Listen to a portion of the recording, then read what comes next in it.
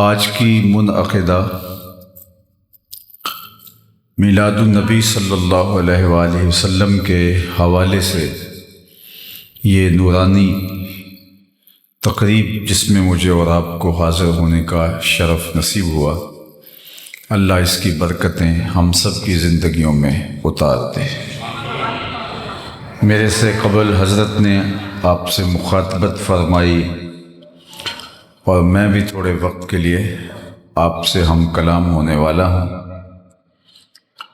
حضور کا ذکر ہمارے لیے قلبی روحانی تسکین کا سامان ہے، اور ویسے تو پورا سال حضور کے ذکر کا چراغاں رہتا ہے، لیکن جو ہی حضور کے میلاد کا موسم آتا ہے تو دلوں کی کھیتیاں سرسبز ہو جاتی ہیں، ایک عجیب کیفیت اور ایک عجیب رنگ اور آہنگ پیدا ہوتا ہے۔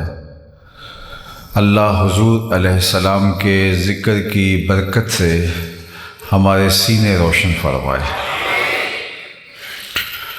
حضور کے ذکر کی تاثیرات عطا کرے، باطن اجلے کر دے، اور ہم سب کو میلاد رسول صلی اللہ علیہ وآلہ وسلم کے صدقے سے توفیق عمل عطا فرمائے۔ میں سب سے پہلے آپ کو ایک مجلس میں لیے چلتا ہوں جس کو منعقد ہونے کے لیے مسجد نبوی کا صحن میسر آیا۔ آج تو ہم مجلس برپا کرنے کے بعد عرض گزار ہوتے ہیں، سنا ہے آپ ہر عاشق کے گھر تشریف لاتے ہیں، ہمارے گھر بھی ہو جائے چراغاں یا رسول۔ لیکن اس محفل نور میں حضور علیہ السلام تشریف فرما ہوئے، عملاً چراغاں ہوا، مجلس برپا تھی، حضور حجرہ انور میں تھے، وہاں سے اٹھے اور خرامہ خرامہ اس مجلس میں تشریف فرما ہو گئے۔ صحابہ مجلس برپا کیے ہوئے تھے تو فرمایا ما اجلسکم، صحابہ تمہیں کس چیز نے بٹھایا ہے، جلسہ کاہے کا ہے، کیوں بیٹھے ہوئے ہو؟ جس طرح کوئی آپ سے پوچھے کہ یہ مصروف ترین وقت ہوتا ہے عصر سے مغرب تک کا وقت، اور آپ اس ہجوم کے ساتھ یہاں تشریف فرما ہیں تو کیوں بیٹھے ہو؟ تو آپ کا برجستہ جواب ہوگا کیا آقا کریم کا ذکر سننے کے لیے بیٹھے؟ تو بات ختم ہو جائے گی۔ تو حضور علیہ السلام نے ارشاد فرمایا ما اجلسکم، یہ جلسہ کاہے کا ہے، کیوں بیٹھے ہو؟ تو جو انہوں نے جواب دیا وہ سنیے۔ انہوں نے کہا جلسنا نذکر اللہ ونحمدہ علی ما ہدانا لدینہ ومن علینا بکا۔ حضور ہمارے بیٹھنے کا مقصود یہ ہے کہ ہم اللہ کی حمد بول رہے ہیں، اس کا شکرانہ ادا کر رہے ہیں اس بات پر کہ اس نے ہمیں ہدایت دین دی اور آپ کی صورت میں ہمارے اوپر انعام فرمایا۔ فضل رب العلا، اور کیا چاہیے، مل گئے مصطفیٰ، اور کیا چاہیے۔ ہم اس پر شکرانہ ادا کر رہے ہیں کہ حضور آپ ہمیں نصیب ہوئے۔ اب آقا کریم نے فرمایا کہ کیا تم اس بات پہ حلف دے سکتے ہو، قسم اٹھا سکتے ہو کہ اسی کام کے لیے بیٹھے ہو، کوئی اور مقصود نہیں ہے؟ تو انہوں نے کہا جی ہم حلف دیتے ہیں۔ باقاعدہ حضور نے ان سے حلف لیا اور انہوں نے باقاعدہ حلف دیا۔ اب ان کے چہروں پر استجاب کی سی کیفیت تھی کہ حضور نے ہم سے حلف کیوں لیا ہے، جبکہ عمومی طور پہ ایسی چیزوں پہ حلف نہیں لیا جاتا۔ تو خیر انہوں نے حلف دیا، بطیب خاطر دیا، لیکن ایک سوال تھا اور وہ پیدا ہوا۔ تو آقا کریم نے ان کے چہروں پہ پھیلی ہوئی حیرت کو دیکھا تو فرمایا میں تم سے ابھی ابھی جو حلف لیا ہے یہ کسی تہمت کی بنیاد پر نہیں لیا، تمہارے قول کی صداقت پر مجھے کوئی شک نہیں گزرا تھا کہ میں نے حلف سے تصدیق چاہی ہو، بلکہ ماجرا کچھ اور تھا، اور وہ یہ کہ تم یہاں مجلس برپا کیے ہوئے بیٹھے تھے، میں حجرے میں تھا، اتانی جبریل علیہ السلام، میرے پاس جبریل امین حاضر خدمت ہوئے، فاخبرنی ان اللہ یباہی بکم الملائکہ، اور انہوں نے مجھے آ کے بتایا محبوب آپ یہاں تشریف فرما ہیں، ذرا باہر تو نکل کے دیکھیے، آپ کے صحابہ کے اس عمل پر اللہ فرشتوں میں ناز فرما رہا ہے۔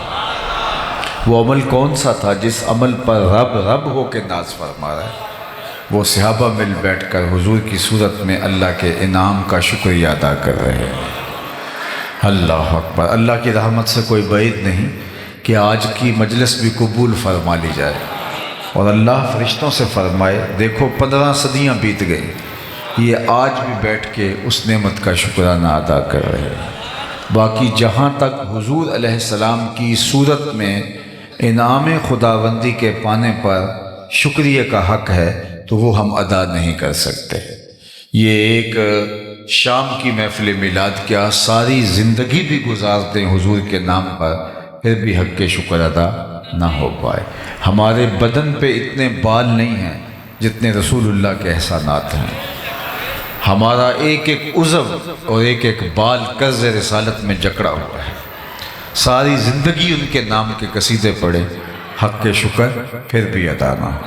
میں کہتا ہوں خدا شناسی تو بڑی دور کی بات ہے، ہم خود شناس بھی نہ ہوتے اگر حضور تشریف نہ لاتے، ہمیں یہ بھی نہ پتہ چلتا کہ ہم کون ہیں۔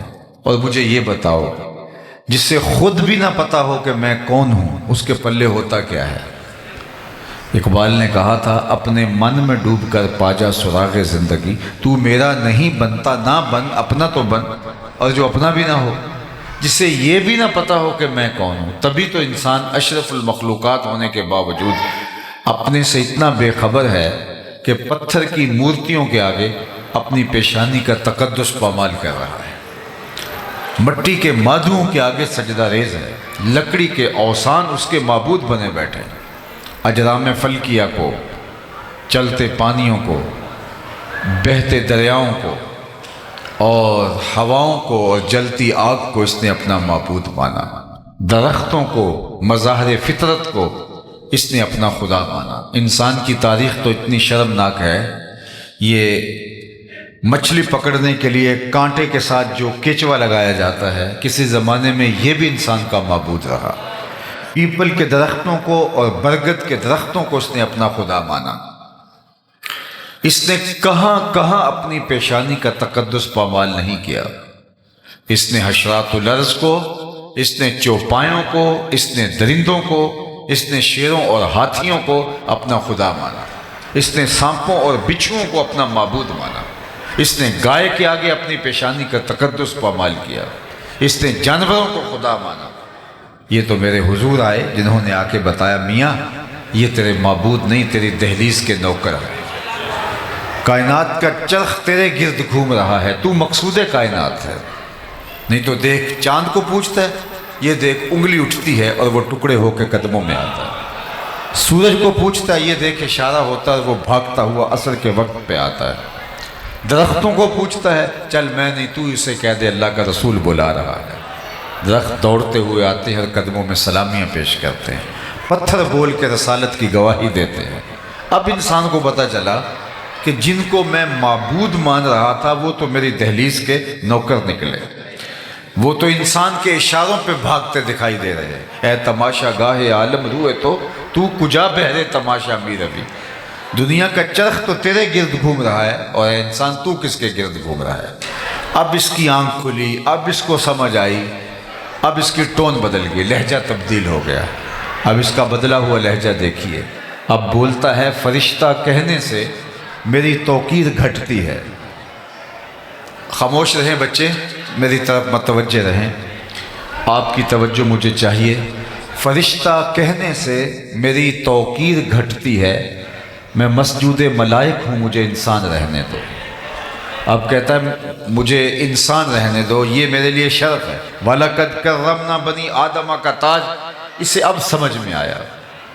لَقَدْ خَلَقْنَا الْإِنسَانَ فِي أَحْسَنِ تَقْوِيمٍ یہ اب سمجھ میں آیا۔ یہ نائب الہی ہے، یہ خلیفۃ اللہ فی الارض ہے، اس کو اب سمجھ میں آیا۔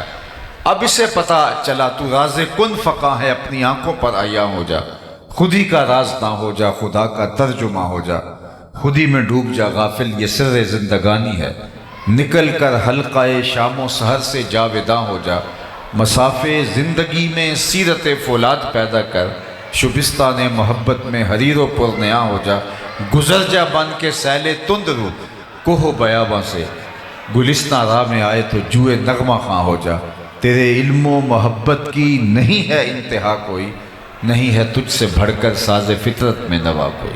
اسے اب سمجھ آیا کہ میں کون ہوں، دوسرے لفظوں میں یوں کہہ لیجئے، انسان کی اپنے آپ سے ملاقات ہوئی تو حضور کے دروازے پہ ہوئی، یہ نہیں، ورنہ یہ خود آشنا نہیں تھا۔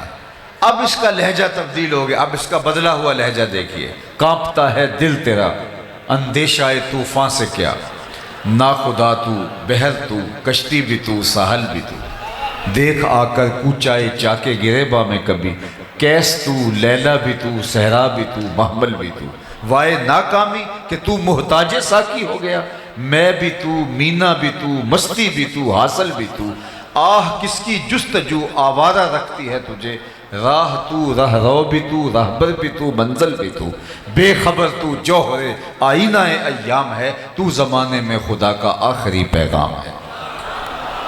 یہ راز کہاں سے ملا؟ حضور کی دہلیز سے ملا، اور اگر یہ در نہ ملتا تو آج بھی دھکے کھا رہا ہوتا انسان، آج بھی در بدر کی ٹھوکریں اس کا مقصود ہوتا۔ نہیں تو آپ اپنی ہمسائیگی کے اندر دیکھ لیں، پی ایچ ڈی ڈاکٹر ہے اور بت کے آگے ہاتھ جوڑے کھڑا ہے، کتنی بھاری بھرکم ڈگری ہے، لیکن وہ جو اپنے بدن پہ بیٹھی مکھی نہ اڑا سکے، اس کی ضرورت کی کیا کفالت کرے گا، لیکن ہاتھ جوڑے کھڑا ہے۔ دوسری جانب M B B S doctor ہے اور گائے کے پیشاب کو چسکیاں لے کے تبرک سمجھ رہا ہے اور اس کو پی رہا ہے، اس کی طبیعت میں کوئی نفاست نہیں، اس کو اس گائے کے پیشاب سے اٹھتا ہوا تعفن اور اس کی بدبو سے اس کی طبیعت میں کوئی تقدر پیدا نہیں ہوتا۔ ڈگری دیکھیے اور کام دیکھیے۔ دوسری جانب میں ایک گاؤں کا رہنے والا ہوں آپ کی طرح، میں نے اپنے گاؤں میں ایک بچے کو دیکھا کہ وہ اپنے پانچے کو مل مل کے دھو رہا ہے، تو میں نے اس کو جھڑکنے کے لہجے میں کہا کہ تم نے اتنا زیادہ پانی کھول رکھا ہے، تو وہ لجاجت بھرے لہجے میں مجھے جواب دیتا، حضرت میں سکول جا رہا تھا، راستے میں کسی جانور کے پیشاب کے چھینٹے میرے پانچے پہ گر گئے ہیں۔ وہ کوئی درس نظامی کا فاضل نہیں تھا کہ جس نے نجاست غلیظہ و خفیفہ کے حکام پڑھے ہوں، ایک عام سا بچہ دوسری تیسری کلاس کا۔ میں سوچ میں ڈوب گیا کہ اس ڈاکٹر کو تو سمجھ نہیں آئی اور اس 7 سال کے بچے کو سمجھ آ گئی، اور یہ پانچے کے اوپر پڑے ہوئے پیشاب کے غیر مری چھینٹے بھی گوارا نہیں کرتا۔ تو اندر سے آواز آئی، وہ ہے ڈاکٹر لیکن اس کے ہاتھ میں دامن میرے حضور کا نہیں ہے، اور یہ ہے بچہ لیکن گٹی میں ماں نے پیار حضور کا دیا تھا، لہٰذا تقدس اس کی روح کے اندر تک اتر آیا ہے اور اس کو یہ چھینٹے بھی گوارا نہیں ہے۔ زندگی ملے گی تو میلاد والے رسول کی چوکھٹ سے ملے گی، اگر یہ در نہیں ملا تو سوائے نجاست، سوائے غلاظت، سوائے گندگی کے اور کوئی مقصود نہیں ہوگا۔ اگر پاکیزگی چاہتے ہو، اگر عفت چاہتے ہو، اگر پاک دامنی چاہتے ہو، اگر نفاست چاہتے ہو، اگر شعور، نور اور روشنی چاہتے ہو تو محمد رسول اللہ کی چوکھٹ پہ آنا صلی اللہ علیہ وآلہ وسلم۔ نہیں تو انسانیت آج بھی دنیا کے اوپر اس وقت جو انسانی آبادی ہے وہ 8ویں ارب میں داخل ہو گئی ہے، 7 ارب سے تجاوز کر چکی ہے، اور 7 ارب 8 ارب آبادی میں کوئی 500 سے زیادہ مذاہب پائے جاتے ہیں۔ کچھ تو کسی مذہب کو نہیں مانتے، لیکن پھر بھی جو کسی مذہب پہ، کسی دھرم پہ الہامی یا غیر الہامی یقین رکھتے ہیں، تو ان کی تعداد 500 سے زیادہ مذاہب کی ہے۔ جو دنیا کے اوپر اس وقت میسر مذاہب ہیں، ان کی تعلیمات صحیح ہیں یا غلط ہے، میری اس سے بحث نہیں ہے، لیکن میں اور آپ ذرا تصور کیجئے 8 ارب آبادی میں 500 سے زیادہ مذاہب، اور اللہ نے ہمیں اسلام میں پیدا کیا، مسلمانوں کے گھر پیدا کیا۔ ہم نے کوئی ٹوکن دیا ہوا تھا؟ ہم نے اس لیے کوئی محنت کی ہوئی تھی کہ ہم مسلمانوں کے گھر میں پیدا کیا گیا؟ یہ محض اس کا کرم ہوا۔ اور ہمارے والد صاحب مسجد سے مولانا کو بلا لائے اس وقت کہ جب ہم حرف و صوت سے بھی آشنا نہیں تھے، ابھی ماں کی بولی بھی سمجھ نہیں لگے تھے، اور مولانا نے آ کے کان میں عربی میں اذان دی، گویا وہ مبارک دے رہے تھے کہ مبارک ہو تو حضور کا غلام بن کے آ رہا ہے، شاہوں سے ملا ہے نہ تونگر سے ملا ہے، اللہ کا عرفان اسی در سے ملا ہے، اوروں کو ملا ہے تو مقدر سے ملا ہے، مجھ کو تو مقدر بھی تیرے در سے ملا ہے۔ میری خوش بختی کہ میں تیرا امتی، یہ میرے مقدر ساری زندگی اس نعمت کا شکریہ ادا کرتے رہے، حق شکر ادا نہ ہو۔ یہ ایک دن کی محفل میلاد کیا، ساری زندگی ان کے نام لگا دیں، حق شکر ادا نہ ہو۔ چونکہ ہمیں اللہ نے یہ سعادت نصیب فرمائی، 12 نبیوں نے آرزویں کی ہیں، کتب میں آتا ہے حضور کی امت میں ہونے کے لیے 12 پیغمبروں نے آرزویں کی ہیں، ہم نے تو کوئی آرزو نہیں کی تھی۔ اللہ اکبر، نبی منتظر رہے، کوئی ہاتھ پھیلا کے دعا مانگتا رہا، ربنا وابعث فیہم رسولا، مالک آنکھیں بوڑھی ہو گئیں اب اسے بھیج بھی دے۔ کوئی کہہ رہا ہے مبشرم برسول یات من بعد اسمہ احمد، چلو میں نام بھی بتا دیتا ہوں، یہ حضرت عیسیٰ تھے، لوگوں میں نام بھی بتا دیتا ہوں، ان کا نام احمد ہوگا۔ ایک حواری کھڑا ہوا، حضرت جس کے قصیدے آپ بھی پڑھ رہے ہیں، کیا آپ سے بھی افضل ہوگا؟ ہر مرید سوچتا ہے میرے پیر کا جوڑ نہیں ہے، ہر شاگرد کہتا ہے میرا استاد تو پھر میرا استاد ہے، کارکن کہتا ہے میرے لیڈر کا مقابلہ ہے ہی نہیں، امتی بھی سوچتا ہے میرا نبی تو پھر میرا نبی ہے۔ لیکن جب نبی خود قصیدے کسی کی پڑھ رہا ہو تو حیرت تو ہوگی۔ تو حواری نے کہا حضرت جس کے قصیدے آپ بھی پڑھ رہے ہیں، کیا آپ سے بھی افضل ہوگا؟ تو سنو حضرت عیسیٰ نے کیا جواب دیا۔ انجیل برنباس کے اندر آج بھی یہ لفظ موجود ہیں، جبکہ یہ محرف کتاب ہے، تحریف راپ آ گئی ہے، انہوں نے بہت ساری اس کتاب سے چیزیں نکال پھینکی ہیں، لیکن اس کے باوجود اس تحریف شدہ کتاب میں انجیل برنباس کے نسخے میں یہ لفظ آج بھی موجود ہیں۔ جب حواری نے کہا حضرت جس کے قصیدے آپ بھی پڑھ رہے ہیں، کیا وہ آپ سے بھی افضل ہوگا؟ حیرت میں ڈوب کر جب سوال کیا، حضرت عیسیٰ کیا جواب دیتے ہیں؟ تمہارے سینے ٹھنڈے ہو جائیں گے، تمہاری آنکھوں کو ٹھنڈک محسوس ہوگی، تمہاری روح سرشار ہو جائے گی۔ حضرت عیسیٰ نے کہا افضل ہونے کی بات پوچھتے ہو؟ وہ تو اتنی عظمتوں کا حامل ہے، اگر اس کے نالین کے تسمے کھولنے کی سعادت ابن مریم کو مل جائے تو یہ بھی مقدر کی بات ہے، یہ بھی وقت کی بات ہے، وہ تو اتنی شانوں کا مالک ہے، اور وہ میرے اور آپ کے آقا و مولا ہے۔ کسی نے کہا بری نازم کہ ہستم امت، تو میں اس بات پہ ناز کرتا ہوں کہ حضور میں آپ کا امتی ہوں۔ بری نازم کہ ہستم امت، تو گناہ گارم و لیکن خوش نصیبم، گناہ گارم و لیکن خوش نصیبم، میں گناہ گار ضرور ہوں لیکن اللہ نے میرے مقدر ایسے رکھے کہ مجھے آپ کا غلام بنایا، تو یہ میرے اور آپ کے بخت۔ اور صاحب ایک تو مجھے حیرت ہوتی ہے کہ جب آج امت اس بات پہ لڑ رہی ہے کہ حضور کے ذکر کی مجلس کو برپا کرنا ہے یا نہیں کرنا، ابھی بھی یہ لڑائی ہوگی۔ میں پوچھتا ہوں کبھی ایسا ہوا ہے کہ پھولوں کا تذکرہ ہو رہا ہو اور بلبل کہے کہاں لکھا ہوا ہے؟ بات شمع کی ہو رہی ہے اور پروانہ دلیلیں ڈھونڈ رہا، اور یہ بھی نہیں کبھی ہوا کہ بات محبوب کی ہو رہی ہے اور محب کہے کہاں لکھا ہے۔ محب کے لیے اس سے بڑا کوئی سرمایہ نہیں کوئی اس کے محبوب کا ذکر چھیڑ دے، اس سے بہتر کوئی اس کے لیے خوشی کا سامان نہیں ہے۔ مطرب سے کہو کہ چھیڑے ذرا اس جان تمنا کا قصہ، فرقت کے بھیانک لمحوں میں کچھ دل کو سہارا ہو جائے۔ یہ تو ٹھنڈک ہے دل کی۔ شیخ مہدی الفاسی مطالع المسرات شرح دلائل الخیرات میں لکھتے ہیں حضور کا ذکر سن کر جس شخص کے کلیجے میں ٹھنڈ نہیں پڑتی، اس کے سینے میں دھڑکنے والا دل کسی مومن کا دل ہی نہیں۔ یہ ہو ہی نہیں سکتا کہ قرار نہ پہنچے، تسکین نہ پہنچے۔ ہم نے تو اس محبت کو، اس پیار کو، حضور کی اس الفت کو عمل کے لیے مہمیز بنانا ہے۔ ہم نے تو اپنی زندگی حضور کے نام کرنی ہے۔ یہ 2 پہر کا 4 پہر کا میلاد اور یہ ذکر کی مجلسیں اور پورے مہینے میں 1 دن کا محفل میلاد، یہ کیا ہوا؟ ہم نے تو پوری زندگی ان کے نام لگانی ہے۔ ہم تو جئیں گے تو حضور کے لیے، ہم تو مریں گے تو حضور کے لیے۔ ہم نے ان کے بتائے ہوئے طریقے کے مطابق زندگی گزارنی ہے۔ آقا کریم علیہ السلام نے ہمیں یہ درس دیا۔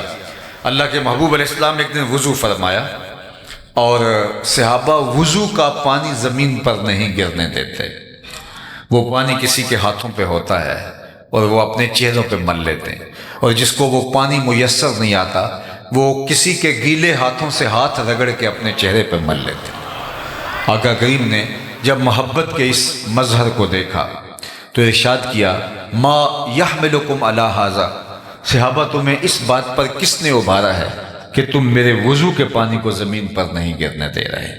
حضور نے یہ حکم نہیں دیا تھا ان کو، یہ ان کی اپنی محبت کا تقاضا تھا۔ ہر چیز کے لیے حکم کا انتظار نہیں ہوتا، محبت یار منانے کے ڈھب خود سیکھ لیتی ہے۔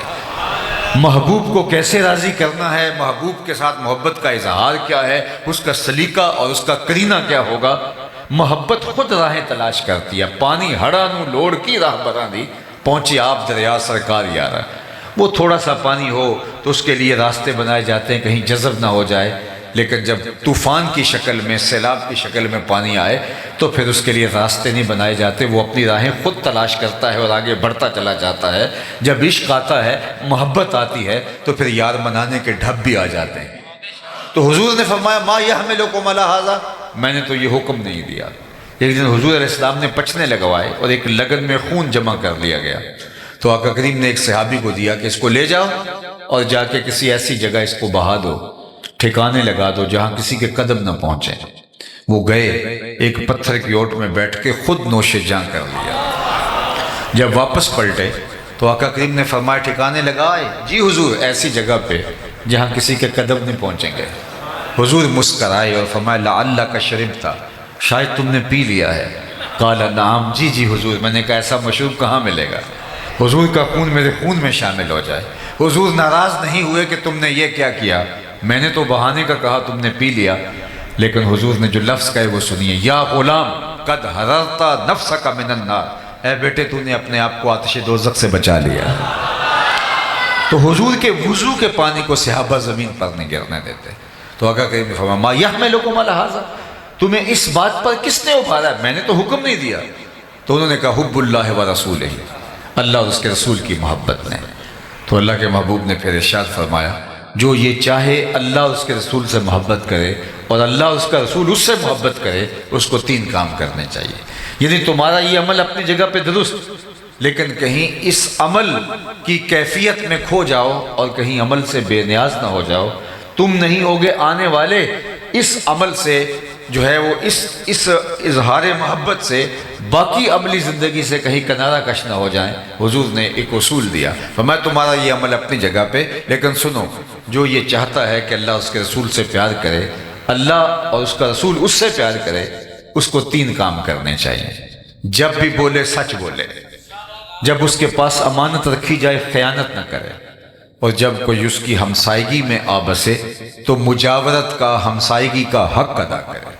یعنی تمہارا وہ عمل اپنی جگہ پہ کہ میرے وضو کے پانی کو تم زمین پر نہیں گرنے دیتے، لیکن محبت کہیں یہی نہ رک جائے اور میرا لایا ہوا نظام کہیں تمہاری نظروں سے اوجھل نہ ہو جائے، آنے والوں کی نظروں سے اوجھل نہ ہو جائے۔ تو فرمایا کہ جو چاہے کہ اللہ اس کے رسول سے محبت کرے اور اللہ اس کا رسول اس سے محبت فرمائے، تو اس کو یہ 3 کام کرنے چاہیے۔ سب سے پہلے سچ بولے، جب بھی بولے اس کی زبان سے جھوٹ نہیں نکلنا چاہیے۔ یہ مومن کی زندگی ہے، مومن سچا ہوتا ہے۔ اور ہم کیوں سچے نہیں ہوں گے؟ ہمارے نبی کو تو کافر بھی صادق و امین کہتے تھے۔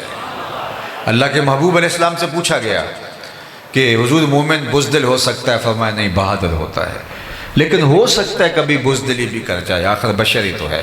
پھر پوچھا گیا مومن بخیل ہو سکتا ہے؟ فرمایا نہیں، سخی ہوتا ہے، لیکن ہو سکتا ہے کبھی بخل بھی کر جائے، آخر بشر ہی تو ہے۔ پھر تیسرا سوال ہوا مومن جھوٹا ہو سکتا ہے؟ فرمایا جھوٹا نہیں ہو سکتا، یہ طے شدہ بات ہے، مومن ہو جھوٹا ہو یہ نہیں ہو سکتا۔ میں اور آپ اپنے اندر اتر کے دیکھیں، اگر بات بات پہ جھوٹ بولتے ہیں تو پھر کاہے کا اسلام اور کاہے کا دین؟ ہمیں تو بتایا گیا ہے کہ تمہاری زبان سے سچ کے علاوہ کچھ نہ نکلے۔ اللہ اکبر! جو شخص جھوٹ بولتا ہے اس کے منہ سے بدبو نکلتی ہے، جو عام لوگ تو نہیں سونگھ پاتے، لیکن اللہ کے نورانی فرشتے اس کو سونگھتے ہیں، اس کو محسوس کرتے ہیں اور 1 میل پیچھے ہٹ جاتے ہیں۔ اب مجھے بتائیے جو رحمت کا پارسل لے کے، رحمت کی ڈلیوری دینے ہمارے گھر آ رہے تھے، تو گھر سے نکلتے ہوئے بدبو کے بھبوکوں کی وجہ سے پیچھے ہٹ گئے۔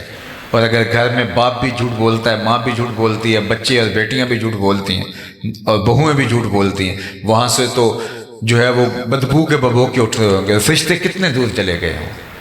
تو اب گھر میں بے برکتی، نحوست اتر آئی، چونکہ جو فرشتے لانے والے تھے رحمت، وہ باہر شہر سے کھڑے ہیں، اور ہم نے سمجھا شاید کسی نے تعویذ ڈال دی ہے، ہم نے سمجھا شاید کسی نے ٹونا کر دیا، ہم بھاگے عامل کے پاس، اور عامل صاحب تو ٹھیا لگا کے بیٹھے اسی کام کے لیے تھے۔ انہوں نے کہا تم وقت پہ آگے ہو، ورنہ 2 گھنٹے بھی لیٹ ہوتے تو یہ چل جانے تھے، اب تمہیں اتنے منگل آنا پڑے گا، اتنے بدھ آنا پڑے گا۔ اور جس کو نہانا بھی نہیں آتا تو لوگ جا کے وہاں بیٹھے ہوتے ہیں۔ مسئلہ کیا ہے؟ مسئلہ یہ ہے کہ رحمت کے فرشتے گھر میں نہیں آ رہے، بدبو کی وجہ سے، جو جھوٹ کی وجہ سے پھیلی ہے، تعفن کی وجہ سے، اس عفونت کی وجہ سے وہ شہر کے باہر کھڑے ہیں، گاؤں کے باہر کھڑے ہیں، ہاتھوں میں پارسل لیے ہیں ہمارے حصے کے، لیکن ان گلیوں میں داخل نہیں ہو سکتے، بدبو اتنی پھیلی ہوئی ہے۔ اور ہم نے سمجھا کسی نے تعویذ ڈال دیے، بلکہ وہ عمل کہتے ہیں بندش کر دیے۔ یہ ایک عجیب اصطلاح ہے۔ رزق کھولتا بھی اللہ ہے، رزق بند بھی اللہ کرتا ہے۔ اللہ تعالیٰ کے اختیار میں، یہ کسی کا بس نہیں کہ کسی کا رزق باندھ دے۔ اگر کسی کے بس میں ہو تو کوئی کسی کو 2 لقمے بھی نہ کھانے دے۔ رزق اللہ نے اپنے ذمہ کرم پہ رکھا۔ وَمَا مِن دَابَّةٍ فِي الْأَرْضِ إِلَّا عَلَى اللَّهِ رِزْقُهَا۔ زمین پہ چلنے اور رینگنے والی کوئی چیز نہیں جس کا رزق اس کے ذمہ کرم پہ نہ ہو۔ اور رزق اس کو بھی دیتا ہے جو اسے مانتا ہے، اور رزق اس کو بھی دیتا ہے جو اسے نہیں مانتا۔ لیکن اللہ تعالیٰ جل شانہ ہدایت اسے دیتا ہے جس کو پسند فرماتا ہے۔ تو اس لیے پہلی چیز فرمایا جھوٹ نہیں بولنا۔ دوسری بات فرمائی جب تمہارے پاس امانت رکھی جائے اس میں خیانت نہیں کرنا۔ اللہ اکبر! کوئی چیز رکھی جائے امانت کے طور پہ، وہ مرئی چیز ہو، مبصر چیز ہو، یہ تو بڑی بات ہے۔ ہمارے دین نے تو ہمیں یہاں تک بتایا کہ اگر تم سے کوئی بات کرے اور بات کرتے ہوئے دائیں بائیں دیکھے تو اس کا مطلب یہ ہے وہ چاہتا ہے کہ یہ میری بات کوئی اور نہ سنے۔ فرمایا تمہارے اوپر وہ بھی واجب ہے کہ اس بات کو کسی تک نہ پہنچے۔ یعنی تمہارے سے کوئی بات کرتا ہوا دائیں بائیں دیکھے تو وہ بات بھی امانت بن جاتی ہے۔ چاہے جائے کہ کوئی چیز لا کے تمہارے پاس رکھے اور بعد میں تم ہڑپ کر کے بیٹھ جاؤ اور تمہاری دینداری میں فرق ہی نہ آئے، لوگوں کی جائیدادوں پہ قبضہ کر جاؤ، لوگوں کی زمینوں پہ قبضہ کر جاؤ، لوگوں کے گھروں پہ قبضے کر جاؤ، لوگوں کا مال کھا لو، اور پھر بعد میں عمرے اور حج کرو۔ وہ عمرے اور حج اس کھائے ہوئے مال کا کفارہ نہیں ہو سکتے۔ یہ دینا ہی پڑے گا۔ جس نے کسی کی 1 انچ بھی دبائی، کل قیامت کے دن 7 زمینوں کا توق اسے گلے میں ڈال دیا جائے گا۔ اس دن تو ایک عمل کا حساب ہونا ہے۔ تو امانت اگر تمہارے پاس رکھی جائے تو اس میں خیانت نہیں کرو گے۔ اور تیسری بات فرمائی کہ جو ہمسائے ہیں ان کے حقوق کا خیال رکھنا۔ اللہ اکبر! میں جو اللہ اور پچھلے دن پر ایمان رکھتا ہے وہ مہمان کی تعظیم کرے اور ہمسائے کی تکریم کرے۔ اللہ اکبر! فرمایا اللہ کے محبوب نے مجھے ہمسائے کے بارے میں اس قدر تاکیدات کی گئیں کہ مجھے لگا کہیں مال کے اندر، جائیداد کے اندر، وراثت کے اندر حقدار نہ ٹھہرا دیا جائے۔ اس قدر مجھے جو ہے، اور جو ہمسایہ ہوتا ہے وہ 40 گھروں تک ہوتا ہے۔ صرف ہمسایہ وہ نہیں ہے جس کی دیوار لگتی ہے، 40 گھروں تک ہمسایہ ہوتا ہے۔ اور ہم نے تو یہ سنا ہے اگر ہمسایہ بھوکا سو جائے 40 دن نماز قبول نہیں ہوتی۔ ہم کون سا دین لیے پھرتے ہیں؟ لوگوں کی زندگیوں کو تنگ کیا ہوا ہے اور ہم دیندار بنے ہیں، لوگوں کو اذیت دے رہے ہیں اور ہم دیندار بنے ہوئے ہیں، لوگوں کی زندگیوں کو جہنم بنا کے خود جنت کے طالب ہیں۔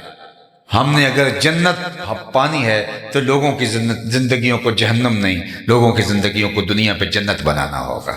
اور جنت کا بھی نقشہ مولوی صاحب نے کوئی اور ہی پیش کر دیا ہے۔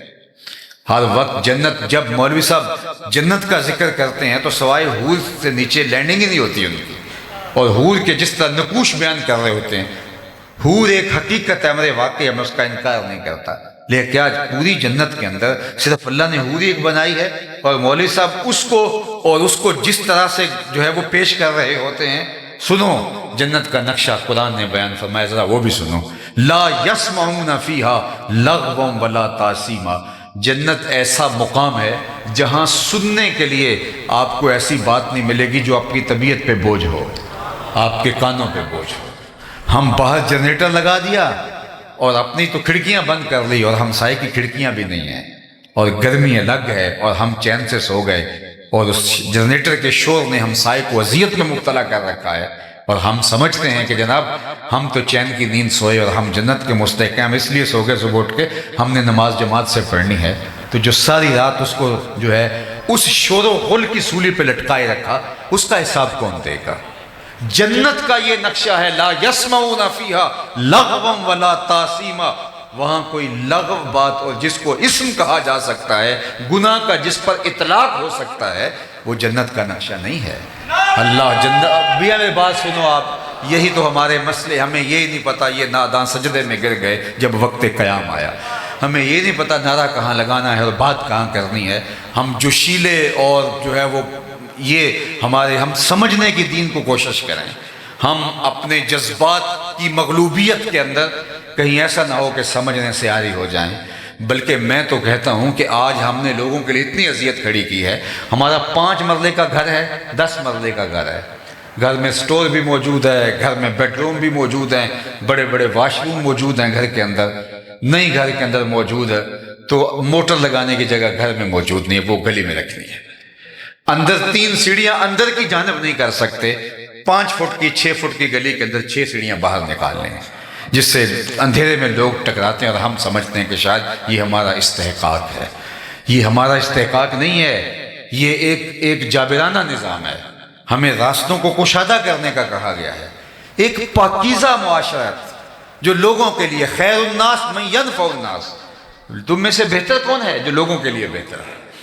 ہم لوگوں کو ضرر دے کے، تکلیف پہنچا کے، اور جو ہے وہ لوگوں کی جو مفاد عامہ کی چیزیں ہیں ان کو نقصان پہنچا کے سمجھتے ہیں کہ ہم جنت کے حقدار بن گئے ہیں۔ تو صاحب ہمارا دین ہمیں کیا سکھاتا ہے؟ تو اللہ کے محبوب نے کیا فرمایا؟ تمہارا یہ عمل کہ تم میرے وضو کے پانی کو زمین پر نہیں گرنے دیتے، مبارک ہے، اس کی نفی نہیں کی، لیکن فرمایا یہ 3 باتیں بھی یاد رکھو، جب بھی بولنا سچ بولنا، کبھی جھوٹ نہ بولنا، تمہارے پاس جب امانت رکھی جائے تو کبھی خیانت نہ کرنا۔ تیسری بات فرمائی، جو تمہاری ہمسائیگی میں آ بسے، ہمسائیگی میں آ بسے، فرمایا اس کی مجاورت کا خیال رکھنا۔ میں آپ کو اگر بتاؤں کہ شرک کے بعد سب سے بڑا گناہ کیا ہے جو اللہ کے محبوب نے بیان فرمایا، شرک کے بعد سب سے بڑا گناہ ہمسائے کی عورت کے ساتھ گناہ کرنا ہے، چونکہ ہمسایہ ماں جایا ہوتا ہے، تو یہ ایک پردہ ہوتا ہے اور اس کو ایک آسرا ہوتا ہے کہ یہ میرا ہمسایہ ہے۔ تو اللہ کے محبوب نے شرک کے بعد سب سے بڑا گناہ حلیلہ تو جارے ہی فرمایا کہ جو ہے وہ ہمسائے کی عورت کے ساتھ جو ہے وہ ایسا عمل کرنا جو نامحمود ہے۔ تو مجھے اور آپ کو دیکھنا ہوگا کہ ہم کہاں کھڑے ہیں، اپنی اولاد کو دین کی راہوں پہ ڈالنا ہوگا، اور یہ میلاد صرف جھنڈے اٹھانے کے لیے نہیں، نعرے لگانے کے لیے نہیں، یہ میلاد ہمارے اندر کو سنوارنے کے لیے۔ میں جھنڈوں کا منکر نہیں ہوں، میں خود بھی جھنڈیاں لگاتا ہوں، خود بھی چراغاں کرتا ہوں، لیکن میں اس بات کا قائل ہوں کہ جھنڈیاں صرف گلیوں میں نہ لگائی جائیں، دل کے ایک ایک پرت پہ بھی نام محمد کی جھنڈی لگائی جائے۔ میں چراغاں کا قائل ہوں، لیکن میں کہتا ہوں چراغاں صرف بنیروں پہ ہی نہ کیے جائے، کوئی دیا، کوئی موم بتی لے کے دل کی اندھیر گلیوں میں بھی آیا جائے، یہاں بھی بہت ظلمتیں ہیں، ان کو بھی مٹایا جائے۔ میں گلیوں کی صفائیوں کا قائل ہوں، میلاد آ گیا ہے، لیکن میں کہتا ہوں کوئی جھاڑو لے کے دل نگر میں بھی آؤ، یہاں بھی حسد کے کوڑے پڑے ہوئے ہیں، یہاں بھی بغض کے ڈھیر لگے ہوئے ہیں، یہاں روڑیاں ہیں جو ہے وہ نفرتوں کی، تو کوئی جھاڑو لے کے اندر بھی آؤ، دل کی گلیاں صاف کرو، چراغاں بھی کرو، جھنڈیاں بھی لگاؤ، پھر نظر جھکے گی تمہارا دل مدینہ بنا ہوا دکھائی دے گا۔ تو اللہ جل شانہ کی بارگاہ میں دعا ہے کہ اللہ حضور کے میلاد کی برکتیں ہماری روحوں میں اتار دے۔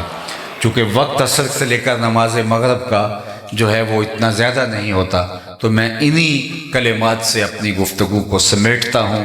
کار ما آخر شدو، آخر زما کار نشد، مشت خاک ما غبار کچا یار نشد، و آخر دعوانا ان الحمدللہ رب العالمین۔ آپ اللہم صلی علی سیدنا و مولانا محمد معدن الجود والکرم و آلہ